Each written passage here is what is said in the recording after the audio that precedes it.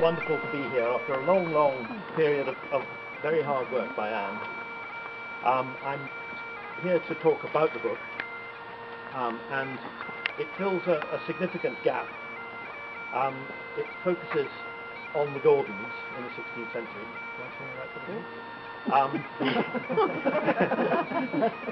Who were the greatest regional power in Scotland, and because of that it effectively tells the whole story of the North East in the mid-16th century. It's a period when Scotland changed its religion, when Parliament became an important force in the constitutional setup, and when Scotland finally made a decision on its oldest political question, independence. You have to buy this book.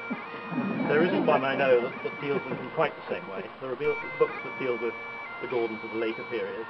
There are books that deal with the history of Scotland in general, but there isn't the same focus in any book that I know of. And for most of us, this history is family history.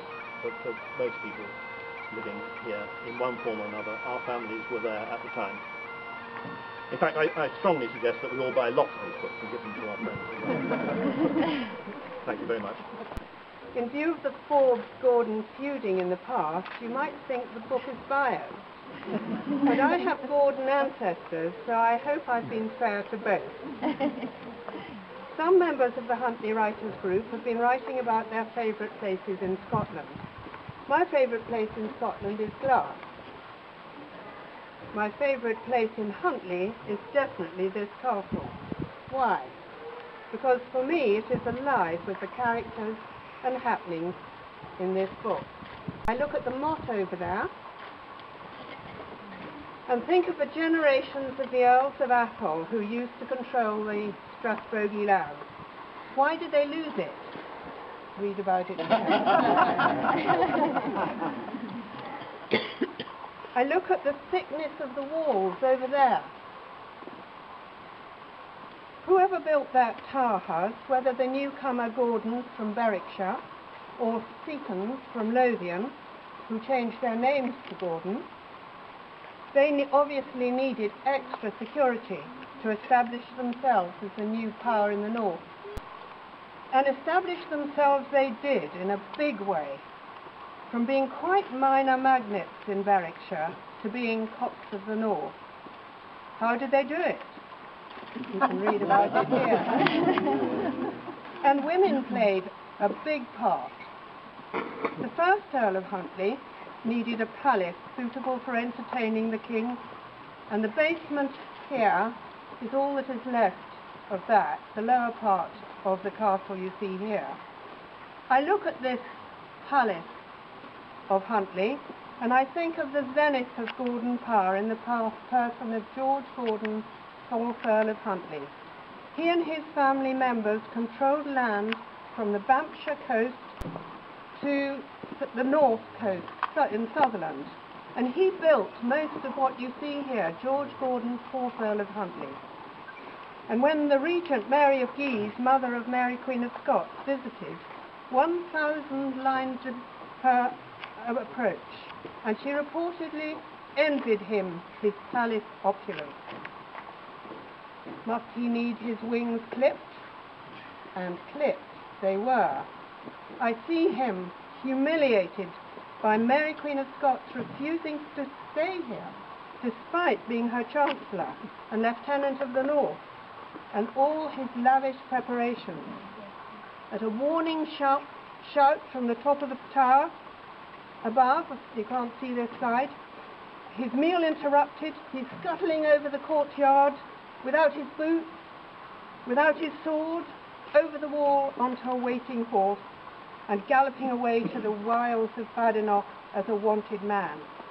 Why? The main part of the book is the stories of the parallel lives of 4 of his sons and 2 of his daughters. Handsome John. How did he come to be the cause of his family's downfall? How was it his family, usually loyal to their monarch, came to be fighting against her forces, led by their hated rival, the Earl of Murray?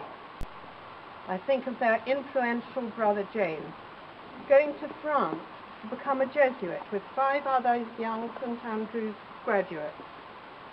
The 16-year-old son and heir, also George, was sent to Paris to his care so he could complete his education there. And when he returned as 6th Earl of Huntly, lived here, and he became a close friend of the young King James VI, who is close in age.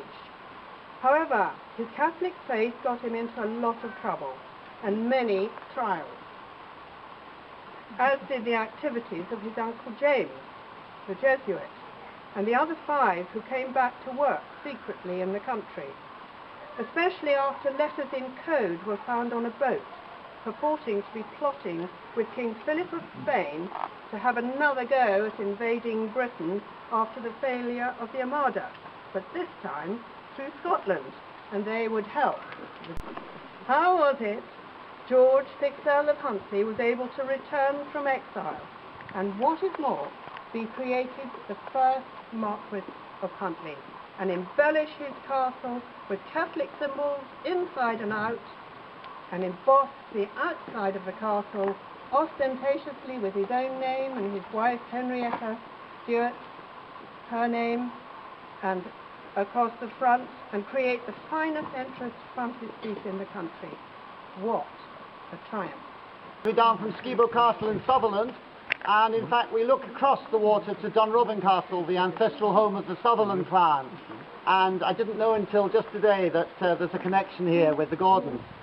So we've had a trial ourselves coming down to the A96, but it did give us time to pen a few words. I knew the song I must use for today's special little ending for Anne, and that was A Gordon for Me. It was actually written by Robert Wilson exactly 60 years ago, and I'm sure many of you will know the song. I thought it has to be that song, so I've kept the chorus, but I've slightly adapted a couple of verses, and I hope you'll enjoy this first and definitely last performance.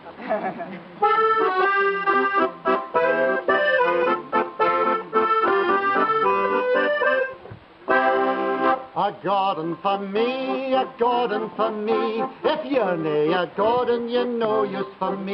The Black Watch of Raw, the Seaforth and but the cocky wee Gordon's the pride of them all.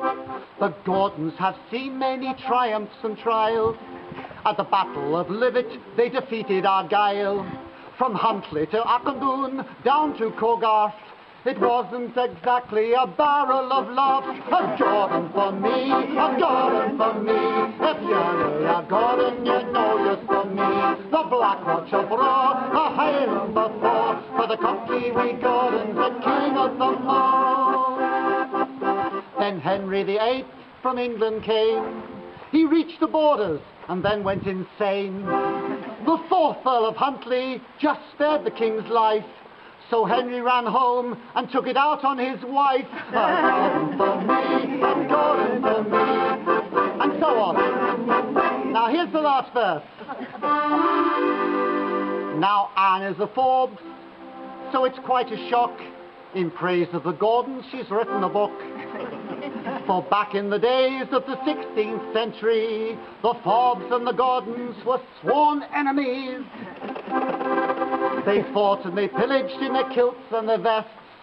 Huntly became Aberdeenshire's Wild West. The battling Gordons, many Forbes they took, but Anne's captured them all in her smashing wee book. A Gordon for me, a Gordon for me. If you're a Gordon, you're no use for me. The Black Watch of Raw, the Seaforth and all, for the cocky wee Gordon's the king of them all.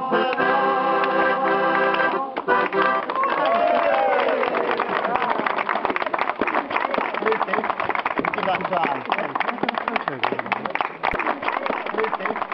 Give that to Anne.